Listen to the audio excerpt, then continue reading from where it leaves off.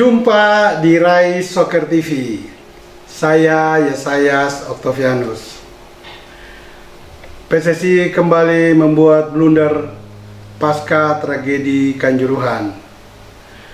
Setelah Ketua PSSI menghindar dari pernyataan bertanggung jawab, meski kemudian 2 minggu baru beliau atau Muhammad Iriawan yang biasa disapa Ibul menyatakan secara terbuka bertanggung jawab.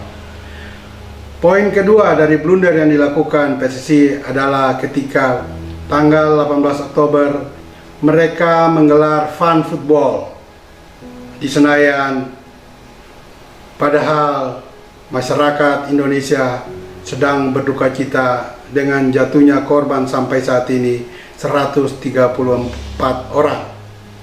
Dan blunder yang ketiga yang baru saja dilakukan oleh PSSI adalah mereka menciptakan Satuan Gugus Tugas atau Satgas Transformasi Sepak Bola.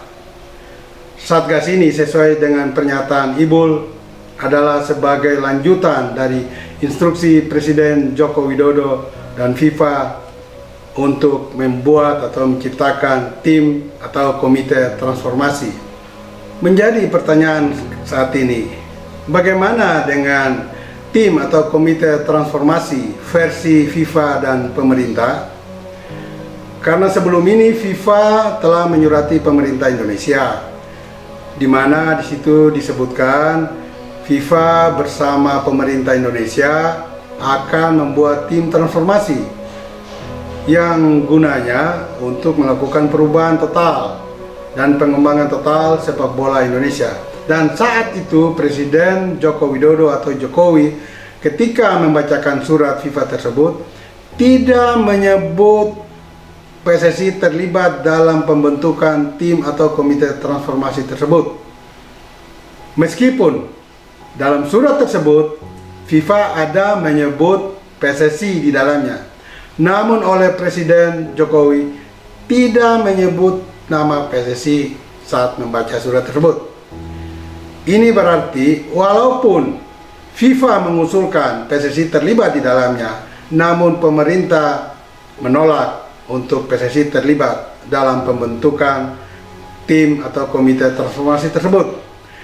Saya ingat sekitar 2-3 tahun lalu ketika pemerintah atau presiden menandatangani Impres nomor 3 tentang percepatan pembangunan sepak bola nasional, yang mana dalam prosesnya PSSI tidak dilibatkan dalam Impres nomor 3 tersebut, karena yang minta PSSI tidak terlibat di dalamnya saat itu adalah perwakilan PSSI sendiri, Joko Driono, yang mengatakan bahwa sebaiknya PSSI tidak terlibat dalam proses percepatan pembangunan persepak bola nasional.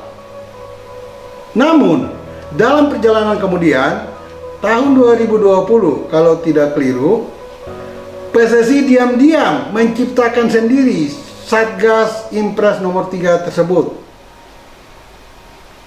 Namun dalam perjalanan kemudian, entah jadi atau tidak Satgas tersebut bekerja, sampai saat ini bersamaan dengan Impres nomor 3 itu sendiri tidak terdengar lagi ujung tombaknya atau ujung pangkalnya. Nah, kembali pada topik saya saat ini, Satgas transformasi yang diciptakan oleh PSSI, di mana terdiri dari berbagai unsur. Ada perwakilan pemerintah lewat Kemenpora, Kementerian Pemuda Olahraga, ada juga dari Kementerian PUPR, Kementerian Kesehatan, Kementerian Dalam Negeri, dari KONI. Ini pun tidak dilakukan lewat proses yang benar dalam internal PSSI, di mana biasanya keputusan strategi itu diambil lewat rapat ESKO atau pertemuan ESKO. Namun untuk pembentukan Satgas ini, Ibul tidak melakukan rapat atau pertemuan dengan seluruh anggota ESKO untuk memutuskan pembentukan Satgas transformasi tersebut. Pertanyaannya, masihkah masyarakat sepak bola Indonesia dan juga pemerintah, dalam hal ini Presiden, mempercayai pengurus sekarang ini?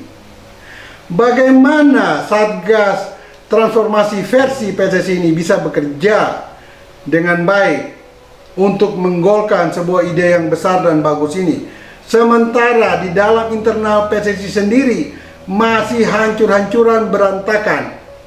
Ya, ini bukti bahwa mereka membentuk Satgas sendiri tidak melalui rapat Esko.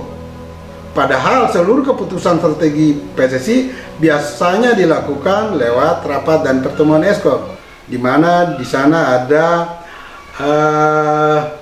istilahnya semua keputusan itu dilakukan secara kolektif kolegial. Jadi kembali lagi, tentu ketika Jokowi tidak menyebut PSSI saat membaca surat FIFA, dan kembali PSSI melakukan langkah-langkah atau manuver siluman dengan membentuk Satgas Transformasi ini, semakin jelas akan menjauhkan PSSI daripada kepercayaan pemerintah terhadap mereka. Saya kagum dengan salah satu tokoh atau stakeholder sepak bola nasional, Aksanul Kossasi, yang biasa disapa AQ. Beliau sampai saat ini adalah satu-satunya stakeholder yang berani menyatakan pendapat, dan itu sedikit bertentangan dengan PSSI saat ini.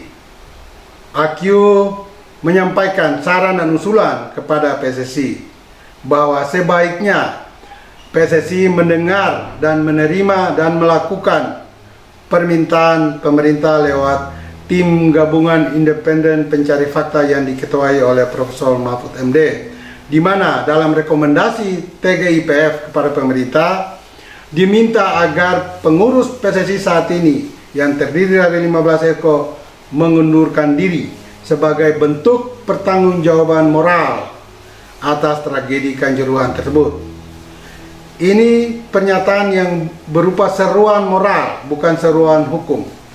Dan kalaupun PSSI tidak mengikutinya, mereka adalah orang-orang yang tidak bermoral.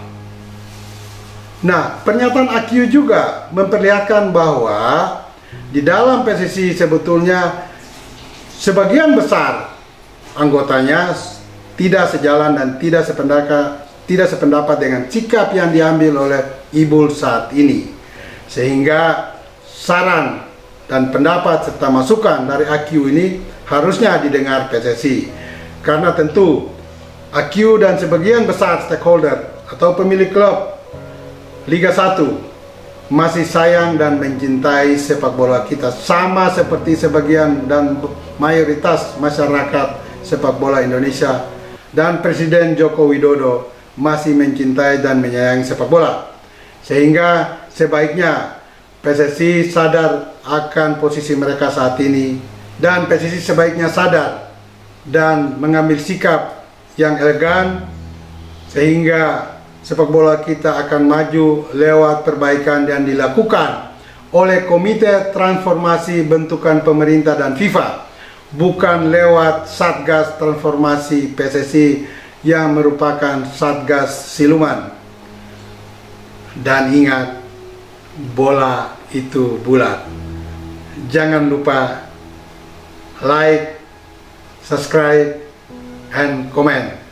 Giring terus!